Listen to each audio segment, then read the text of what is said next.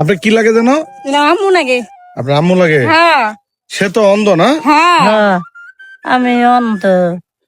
আচ্ছা ঠিক আছে প্রিয় দর্শক, আমরা আছি সাভার নামা বাজার।